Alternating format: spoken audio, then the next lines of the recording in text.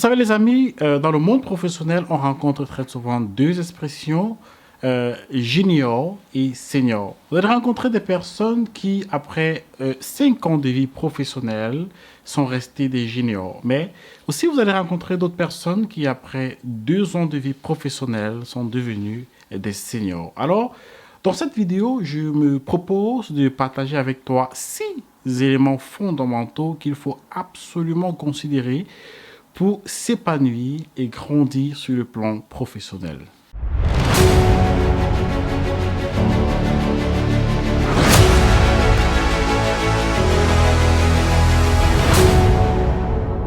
Salut tout le monde, mon nom c'est Farad Talla.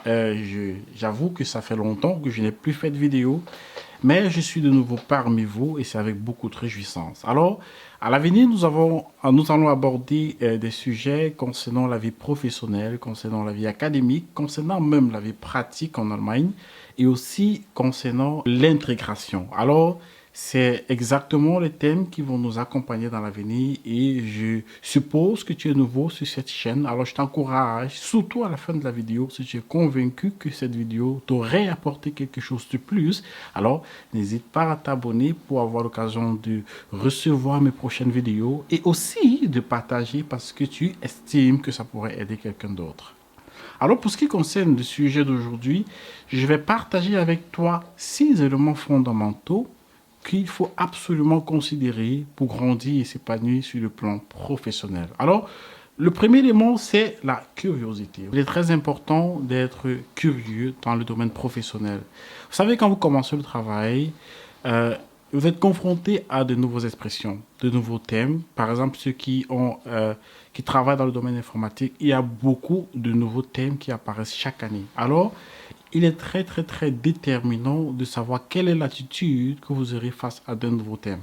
Soyez plutôt, moi je vous encourage à être de ceux qui ne laissez pas passer des thèmes sans avoir compris de quoi est-ce qu'il s'agit. Soyez curieux, posez la question à vos collègues, faites des petites recherches. Par exemple, vous êtes dans une réunion où vous entendez parler du mot firewall. Je pense que c'est une expression que nombreux parmi vous ont déjà écouté et se sont posé la question de savoir de quoi s'agit-il. Mais quand par exemple à la pause, ou bien quand vous avez un temps libre, vous faites une petite recherche sur Google pour savoir ce que ça veut dire. Ça vous donne de grandir en connaissance. Alors, quand vous faites face à quelque chose de nouveau, ne laissez pas la chose passer sans comprendre, ou bien même sans connaître de quoi est-ce qu'il s'agit. Faites une chose, c'est un caractère qui détermine si après 1 an ou après 2 ans, vous serez un senior, ou bien vous allez rester un junior. Alors, soyez curieux. Ne laissez pas passer des informations ou bien des thèmes que vous n'avez pas eu l'occasion de confronter dans le passé, inconnus. Le deuxième point que je voulais partager avec toi ce soir, c'est de se rendre indispensable. Vous savez, quand vous arrivez dans un travail, une chose très importante qu'il faut comprendre, c'est de se rendre indispensable. Regardez quelle est l'activité du département où vous vous trouvez. Ciblez des activités clés, des activités essentielles, des activités qui déterminent quelque part votre département et essayez du mieux que vous pouvez à les maîtriser.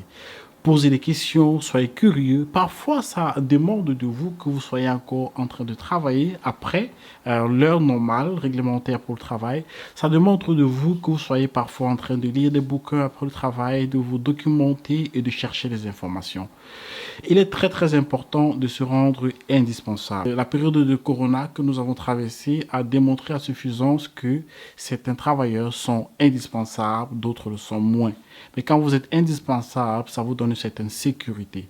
Ça vous donne en fait d'être planté dans l'entreprise et ce n'est pas ce genre de personne que l'on peut facilement renvoyer ou bien de qui on peut facilement se séparer. Alors, regardez à que vous soyez indispensable quand vous commencez votre travail. Et le troisième point que je vais aborder avec toi ce soir, c'est d'être continuellement à la recherche de l'information. Vous savez, que vous ne sachiez pas quelque chose, que vous n'ayez pas une information, ce n'est pour la majorité des temps pas grave.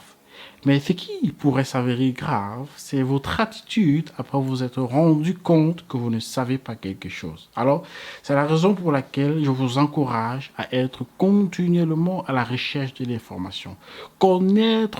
Savoir comment chercher l'information. Savoir quelle porte vous devez toquer pour avoir certaines informations. Il est très important.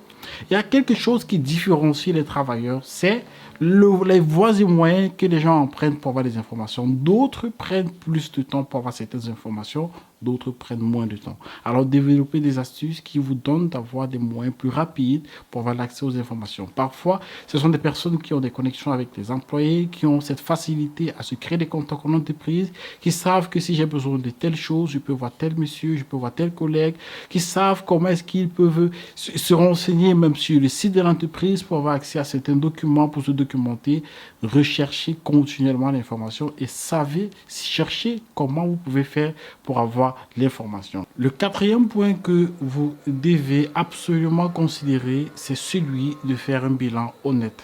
Vous savez, vous vous fixez des objectifs et vous vous évaluez pour vous rassurer que vous avez atteint ces objectifs. C'est quelque chose de très fondamental sur le plan professionnel parce que c'est un peu comme une boussole qui vous indique si vous êtes en train de grandir ou bien si vous êtes en train de rester sur place. La chose la plus dommage qui puisse arriver à un travailleur, c'est de rester sur place et c'est de ne pas grandir. C'est la raison pour laquelle vous allez voir des personnes qui, après 2, 3, 4 ans, ou bien même 5 ans, sont restés des juniors. Alors, faites un bilan, évaluez-vous.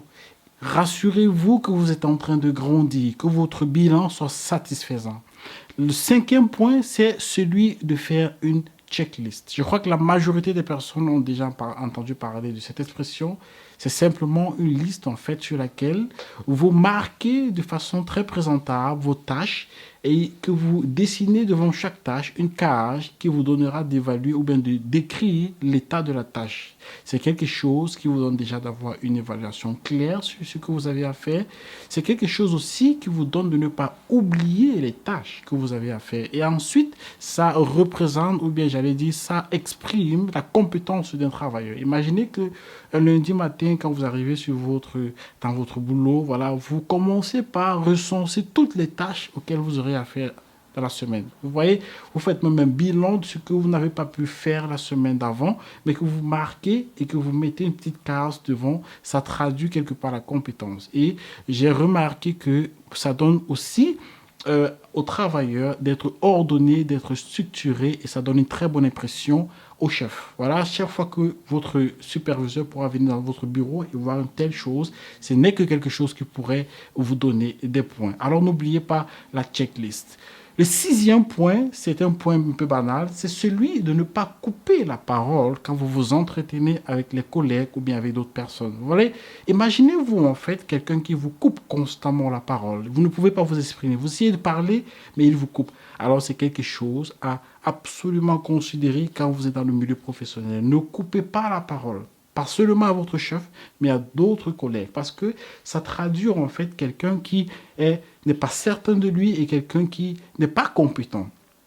Parce que l'effet que ça vous fait quand on vous coupe la parole, c'est exactement l'effet que ça fait aux autres quand vous leur coupez la parole. Alors, faites attention. Ce sont des choses qui s'exercent. Exercez-vous à écouter vos collègues, même quand vous êtes dans une réunion ou bien quand vous vous entretenez dans des cadres, même si c'est informel, que vous écoutez vos collègues et ensuite vous répondez par répréhension. C'est quelque chose de très intéressant et c'est quelque chose aussi qui traduit la compétence d'un travailleur.